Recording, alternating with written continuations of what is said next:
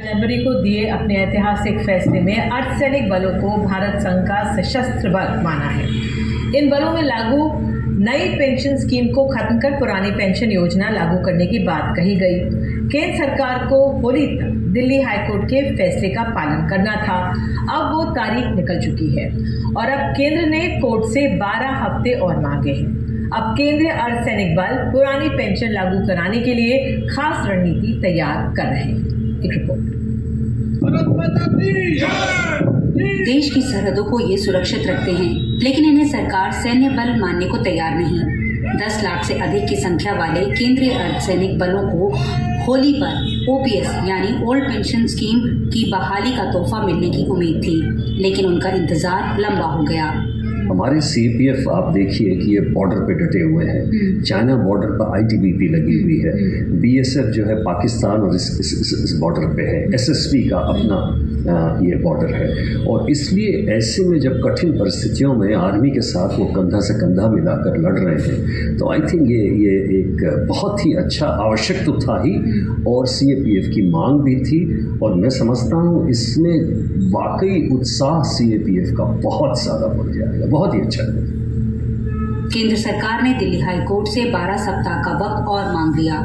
दरअसल 23 दिसंबर 2003 को एक नोटिफिकेशन के जरिए ओपीएस बंद कर दी गई थी। हालांकि सीएपीएफ एक्ट के तहत सभी बलों को आर्म फोर्सेज ऑफ यूनियन का दर्जा दिया गया है।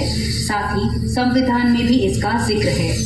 दिल्ली हाईकोर्ट ने और बाकी सारी हाईकोर्ट ने भी जजमेंट दी थी, जहाँ पे 1/1/2004 से पहले किसी की एडवर्टाइजमेंट हुई है तो उनको benefit of old pension scheme मिलेगा। सरकार ने उसके अगेंस्ट एसएलपी फाइल करी थी और एसएलपी फाइल करके वो एसएलपी डिसमिस हो गई। अब सरकार ने 3 मार्च 2023 को एक नोटिफिकेशन निकाला है और उसमें ये साफ बोल दिया है कि अगर किसी की नोटिफिकेशन 31 दिसंबर 2003 से पहले एडवर्टाइजमेंट हुआ था तो वो पुरानी ओल्ड पेंशन स्कीम ही कवर हो। आंकड़ों के मुताबिक अर्धसैनिक बलों में 10 लाख से ज्यादा जवान कार्यरत हैं।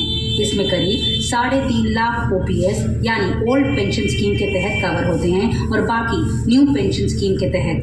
बॉर्डर सिक्योरिटी फोर्स जो सबसे बड़ा अर्धसैनिक बल है, उसमें 2.5 लाख जवान कार्यरत हैं, जिसमें से 1,35,000 न्यू पेंशन स्कीम के तहत आते हैं। इस साल इनके लिए 94 लाख करोड़ रुपए का बजट दिया गया है और इसमें करीब 15 से 20% पेंशन के लिए होता है। विपक्ष का कहना है कि सुरक्षा से जुड़े सैनिकों में भेदभाव नहीं किया जाना चाहिए। काफी समय से अर्धसैनिक बल पुरानी पेंशन योजना लागू कराने की मांग करते आ रहे हैं।